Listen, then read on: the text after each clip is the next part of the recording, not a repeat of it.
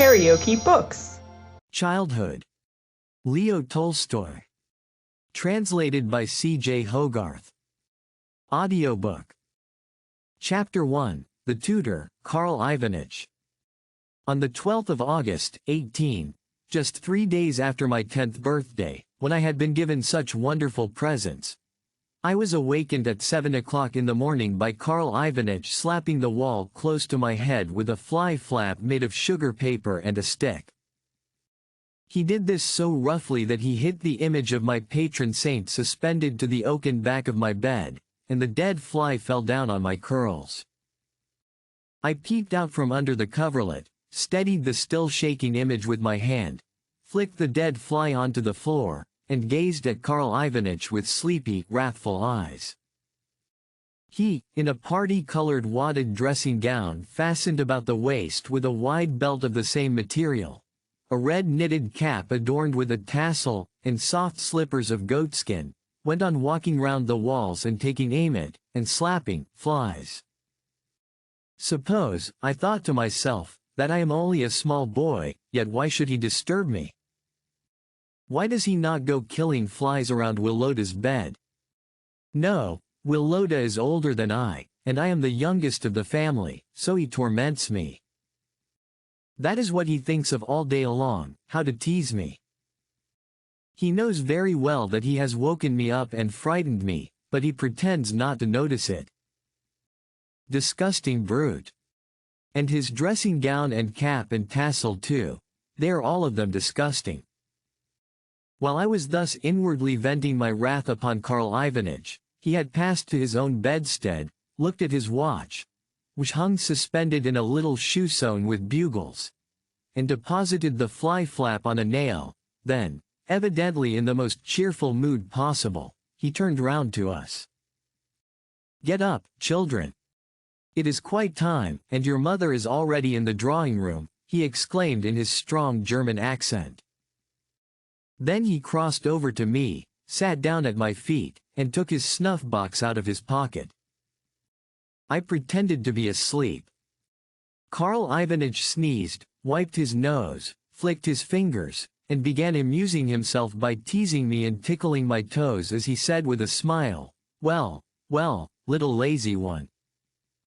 For all my dread of being tickled, I determined not to get out of bed or to answer him, but hid my head deeper in the pillow, kicked out with all my strength, and strained every nerve to keep from laughing. How kind he is, and how fond of us, I thought to myself. Yet to think that I could be hating him so just now. I felt angry, both with myself and with Karl Ivanich. I wanted to laugh and to cry at the same time, for my nerves were all on edge. "Leave me alone, Karl," I exclaimed at length, with tears in my eyes, as I raised my head from beneath the bedclothes. Karl Ivanich was taken aback. He left off tickling my feet, and asked me kindly what the matter was. Had I had a disagreeable dream? His good German face and the sympathy with which he sought to know the cause of my tears made them flow the faster. I felt conscience-stricken, and could not understand how, only a minute ago, I had been hating Karl, and thinking his dressing gown and cap and tassel disgusting. On the contrary, they looked eminently lovable now. Even the tassel seemed another token of his goodness. I replied that I was crying because I had had a bad dream, and had seen Mama dead and being buried. Of course it was a mere invention, since I did not remember having dreamt anything at all that night, but the truth was that Karl's sympathy as he tried to comfort and reassure me had gradually made me believe that I had dreamt such a horrible dream, and so weep the more, though from a different cause to the one he imagined. When Karl Ivanich had left me, I sat up in bed and proceeded to draw my stockings over my little feet. The tears had quite dried now, yet the mournful thought of the invented dream was still haunting me a little. Presently uncle, this term is often applied by children to old servants in Russia, Nicola came in, a neat little man who was always grave, methodical, and respectful, as well as a great friend of Karl's. He brought with him our clothes and boots, at least, boots for Willota, and for myself the old detestable, be-ribboned shoes. In his presence I felt ashamed to cry, and, moreover, the morning sun was shining so gaily through the window. And Willota, standing at the washstand as he mimicked Maria Ivanovna, my sister's governess, was laughing so loud and so long, that even the serious Nicola, a towel over his shoulder, the soap in one hand, and the basin in the other, could not help smiling as he said, "Will you please let me wash you, Vladimir Petrovich?" I had cheered up completely. "Are you nearly ready?" came Karl's voice from the schoolroom. The tone of that voice sounded stern now, and had nothing in it of the kindness which had just touched me so much. In fact, in the schoolroom Karl was altogether a different man from what he was at other times. There he was the tutor. I washed and dressed myself hurriedly, and, a brush still in my hand as I smoothed my wet hair, answered to his call. Karl, with spectacles on nose and a book in his hand, was sitting, as usual, between the door and one of the windows. To the left of the door were two shelves, one of them the children's, that is to say, ours, and the other one Karl's own. Upon ours were heaped all sorts of books, lesson books and play books, some standing up and some lying down.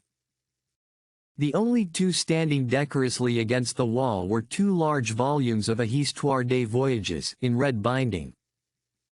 On that shelf could be seen books thick and thin and books large and small, as well as covers without books and books without covers, since everything got crammed up together anyhow when playtime arrived and we were told to put the library, as Karl called these shelves, in order. The collection of books on his own shelf was, if not so numerous as ours, at least more varied. Three of them in particular I remember, namely, a German pamphlet, minus a cover, on manuring cabbages in kitchen gardens, a history of the 7 Years' War, bound in parchment and burnt at one corner, and a course of hydrostatics. Though Karl passed so much of his time in reading that he had injured his sight by doing so, he never read anything beyond these books and the Northern Bee. Another article on Karl's shelf I remember well. This was a round piece of cardboard fastened by a screw to a wooden stand, with a sort of comic picture of a lady and a hairdresser glued to the cardboard.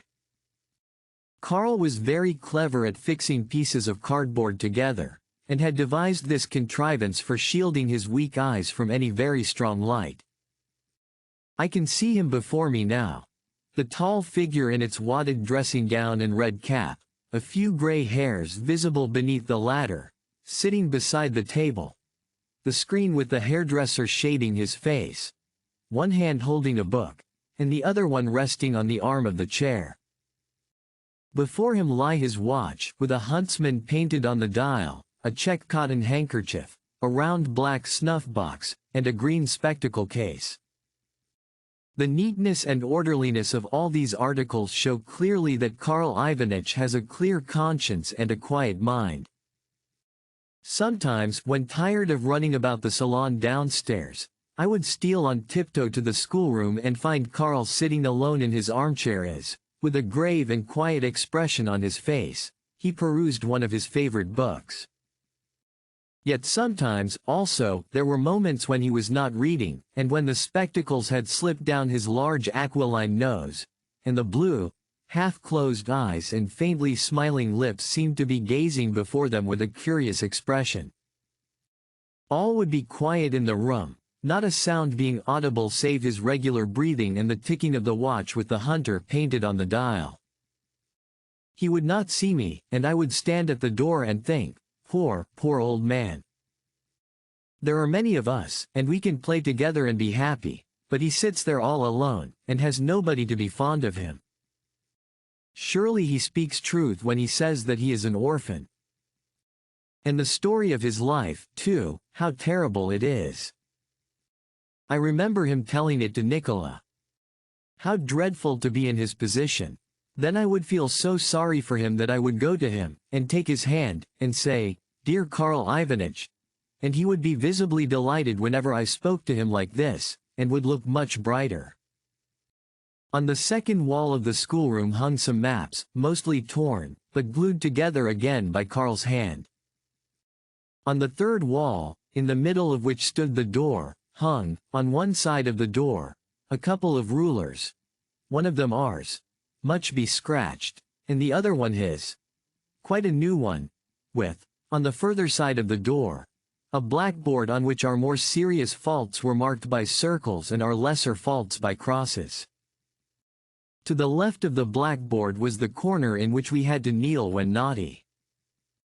How well I remember that corner, the shutter on the stove, the ventilator above it, and the noise which it made when turned. Sometimes I would be made to stay in that corner till my back and knees were aching all over, and I would think to myself, "Has Karl Ivanitch forgotten me?"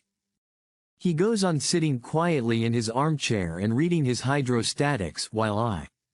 Then, to remind him of my presence, I would begin gently turning the ventilator round, or scratching some plaster off the wall, but if by chance an extra large piece fell upon the floor, the fright of it was worse than any punishment.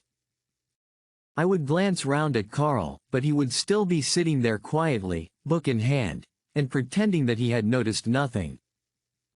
In the middle of the room stood a table, covered with a torn black oilcloth so much cut about with penknives that the edge of the table showed through. Round the table stood unpainted chairs which, through use, had attained a high degree of polish. The fourth and last wall contained 3 windows, from the first of which the view was as follows. Immediately beneath it there ran a high road on which every irregularity, every pebble, every rut was known and dear to me. Beside the road stretched a row of lime trees, through which glimpses could be caught of a wattled fence, with a meadow with farm buildings on one side of it and a wood on the other, the whole bounded by the keeper's hut at the further end of the meadow. The next window to the right overlooked the part of the terrace where the grown-ups of the family used to sit before luncheon. Sometimes, when Karl was correcting our exercises, I would look out of that window and see Mamma's dark hair and the backs of some persons with her, and hear the murmur of their talking and laughter. Then I would feel vexed that I could not be there too, and think to myself, when am I going to be grown up, and to have no more lessons, but sit with the people whom I love instead of with these horrid dialogues in my hand? Then my anger would change to sadness, and I would fall into such a reverie that I never heard Karl when he scolded me for my mistakes. At last, on the morning of which I am speaking, Karl Ivanitch took off his dressing gown, put on his blue frock coat with its creased and crumpled shoulders, adjusted his tie before the looking-glass, and took us down to greet Mama. If you liked what you heard, please subscribe to the channel.